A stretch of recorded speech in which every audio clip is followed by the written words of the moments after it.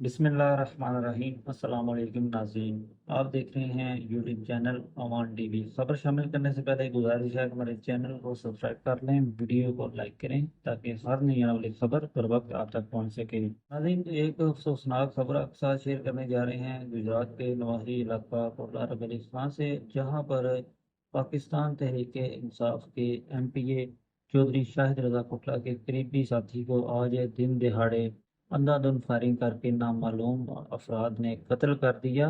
चौधरी शाहिद रजा कोटला के करीबी साथी चौधरी एहसानुल्लाह ऑफ दिलावरपुर, जो कि आज कोटला रबली खां से अपने गांव जा रहे थे, कि रास्ते में उन पर ये कातलाना हमला हुआ, जिसमें वो मौका पर ही जहाँ की बाजी हार गए। इस अफसोसनाक वाक़या पर MPA हल्का BP 28 चौधरी शाहिद रजा कोटला ने अफसोस का इजहार किया और उनका एक बयान भी सामने आया है, जिसमें उन्होंने कहा है कि हमारे अजीज और मुखलिस साथी चौधरी एहसानुल्लाह दिलावरपुर को बेदर्दी से कत्ल कर दिया गया है। ये एक अफसोसनाक और नाकाबिले कबूल वाक़या है, जो न सिर्फ मरहूम के खानदान, पूरी बरादरी और इलाके के लिए एक नाकाबिले तलाफी नुकसान है।